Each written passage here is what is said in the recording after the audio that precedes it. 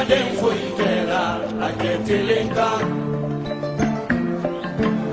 Aketelenga ina dali ina bongoro telenga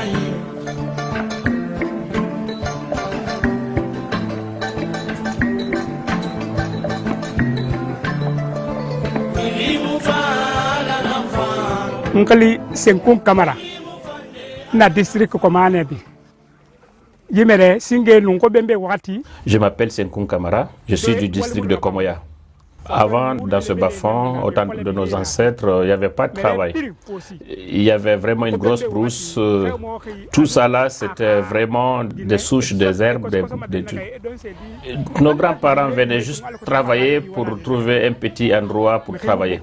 C'est dans ça que nous sommes restés, et puis les gens, la population a accru petit à petit. Il y a eu de l'aide ensuite. Après, ils ont commencé à dessoucher les arbres. Ils ont commencé à dégager de la place. Mais avant d'ailleurs, c'était ici un lieu de chasse, parce que c'était la brousse. Là où ils débroussaillent, on commence à faire l'agriculture là-bas. Il n'y avait pas tellement de moyens, donc les gens, ils faisaient par leurs propres moyens. Après, on a suivi ça pour un bon moment. Quand finalement il y a eu beaucoup d'espace libre, les Blancs sont arrivés. Les Blancs ont fait leur temps. Après, eux-mêmes ont introduit le problème de la banane. Ça a eu vraiment de l'ampleur ici. Les gens ont été enthousiastes dans la production. Et finalement, il y avait beaucoup de monde ici.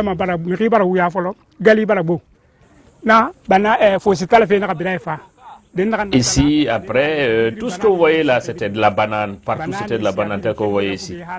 Parce qu'on appelait ici d'ailleurs le triangle bananier, et puis Kindia était très renommé là-dedans. Mais j'ai envie de vous dire que dans cette renommée, Komoya est né pour quelque chose. Et puis c'était dans ce bas-fond de l'Alain là qu'on faisait la plantation.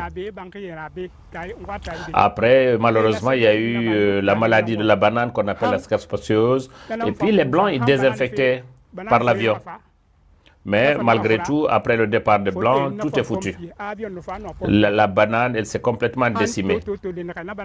Mais après, la population était obligée, après la destruction de la population de la banane, de commencer plutôt sur l'agriculture.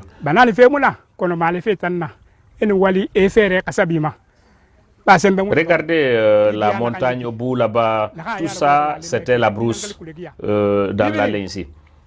Mais nos ancêtres ont tout défriché petit à petit et puis on est arrivé là-bas. Bon, il y a quoi si aménagement na baldanga kambi ma sere big barati wali rabbi na kena be han abara ne to mi na to hasali ya aménagement mun na ke kwani e kate mul de bin da bafi. Maintenant, après l'aménagement, il y a eu beaucoup de changements dans notre façon de travailler. Il y a même des gens qui n'ont pas ces aménagements-là, ils se battent pour qu'il y ait aménagement chez eux. Ceux qui n'ont pas eu la chance d'avoir l'appui du projet, ils passent par chez nous qui avons ces aménagements et ces semences pour acheter des semences à un prix très cher. Maintenant, avant, si tu avais juste 100 kilos, maintenant tu as 300 kilos. Et si c'est le potager que tu fais, tu peux vraiment faire très bien et puis ça donne bien. C'est la même chose pour le riz, ça donne de grands rendements. Et l'autre importance, c'est que le système culturel est tel, le semis en ligne, tu peux travailler à l'aise, tu peux même correctement t'habiller, te promener là-dedans, tu fais le traitement. Et si ce sont les rongeurs qui viennent dans la plantation, tu sais tout de suite qu'il y a les rongeurs qui sont là et tu vas à l'endroit. Et si tu veux mettre les pesticides ou bien les engrais, ça aussi c'est très facile parce que la circulation est très aisée à cause du semis en ligne, parce que le champ est complètement en casérage. Il y a des diguettes tout autour. Ça c'est un autre changement. L'autre changement aussi, tu peux rentrer l'eau quand tu veux, tu peux sortir l'eau quand tu veux, il y a la canalisation. Quand le riz à maturité, tu sors l'eau pour faire le défrichement. Quand c'est le début de la du semis, là tu mets de l'eau parce que la plante a besoin de l'eau. Tout ça, c'est des bonnes productions.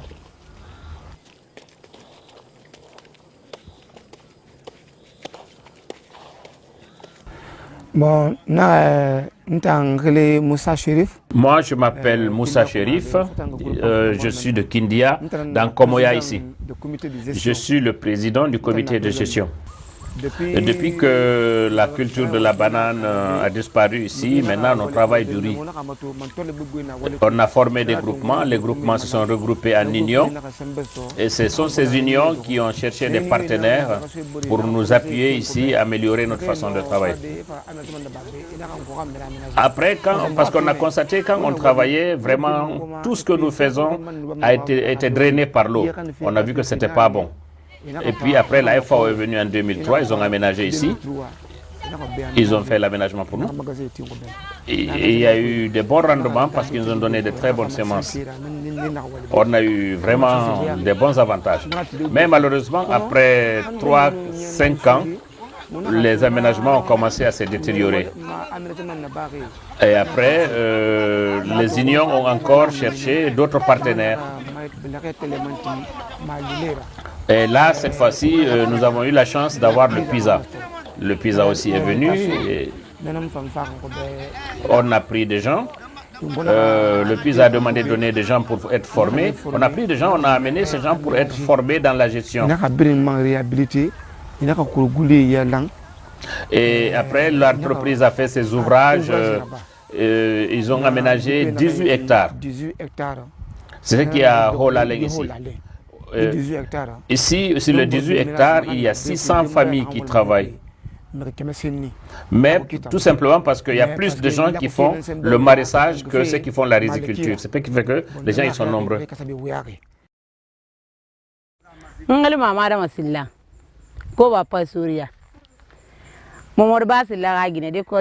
Je m'appelle Mamada Massila et je suis la femme de Mama Sila de Coster, ici à Koba Pastoria.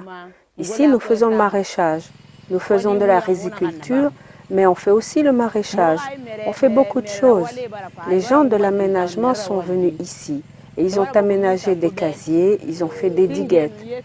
Avant, on faisait du maraîchage, mais on avait plus de maraîchers que d'eau dans les parcelles. Et donc, on avait beaucoup de difficultés entre nous.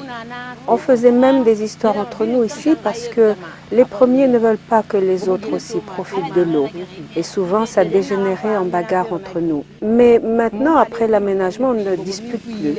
Il n'y a plus de problème, chacun a de l'eau. Les casiers sont suffisamment bien arrosés. En tout cas, on ne se bat plus pour l'eau. Tu peux mettre l'eau quand tu veux dans ton riz et quand tu n'en as plus besoin, tu la laisses couler. En ce moment, il y a du riz dans le bas-fond, mais bientôt, nous allons récolter le riz. À la place, nous allons mettre le maraîchage. Certains mettront du concombre, d'autres du persil, des oignons, des choux. Chacun a sa spécialité dans le bas-fond, même des tomates, de la laitue. C'est ce qu'on va essayer de mettre bientôt et le problème d'eau en saison sèche est complètement résolu grâce à l'aménagement. Qu'est-ce que nous avons constaté dans ce problème d'aménagement? Avant, on avait vraiment une inondation. Les engrais et les semences étaient complètement lessivés. L'eau emporte tout. Depuis qu'on a fait l'aménagement, on a commencé l'engrais. L'eau n'a plus rien emporté. Ce qui fait que le riz est bien vigoureux, le rendement est important.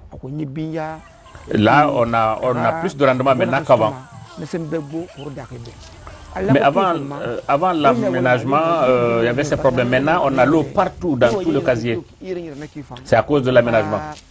Si ce n'était pas aménagé, tu laisses l'eau, ça touche certaines parties, pas d'autres. Mais maintenant, de quelle manière tu veux faire circuler l'eau, tu as l'eau partout. Mais on a d'autres petits périodes cette année. Il y a eu une forte pluviométrie cette année. Cette forte pluviométrie a détruit quelques parties de l'aménagement. Mais qu'est-ce qu'on a constaté? C'est que le dimensionnement des canaux n'a pas tenu compte de la pluviométrie qui arrive chez nous ici. Ce qui fait qu'il y a eu beaucoup de destruction, ce qui a fait qu'on a été un peu inondé, ça a gâté certaines parties, et c'est ce qui fait ça. Même le pont qu'on a en bas ici, c'est un grand pont que les motards passent là-bas, les pieds aussi. Mais l'eau est venue détruire ce pont. Maintenant, on a réparti une partie, mais pas tout, pour que les gens puissent passer. Mais tout ça, c'est des problèmes dans notre travail.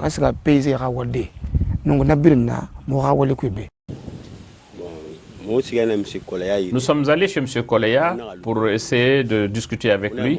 On lui a dit qu'on a un problème au niveau de notre riz, il n'y a pas de l'eau. Il nous a dit, allez trouver une solution. On nous a dit, quelle solution? Il nous a dit, c'est d'aller mettre les planches, plutôt les vendre au niveau du barrage pour avoir de l'eau. On a fait ça, mais malheureusement, il n'y a pas eu de l'eau dans les canaux. Finalement, le barrage n'était pas très bon. On a vu, nous, en tant que membres du comité de gestion, on a pris l'initiative sur nous de dévier l'eau pour ne pas attendre le projet. Et finalement, on a dévié l'eau du cours d'eau dans les canaux. Aujourd'hui, on a de l'eau dans les casiers. Et le riz est complètement arrosé. Je m'appelle Ibrahima Cherif, je suis un paysan sémencier ici à Touguirouré. Paix et salut sur Dieu. La façon qu'il faut préparer les semences du riz, c'est ce que nous a formé à Kilissi, c'est un centre de recherche. Depuis comment on fait le pépinière, jusqu'à la transplantation, jusqu'à la végétation, jusqu'à la récolte, jusqu'au conditionnement.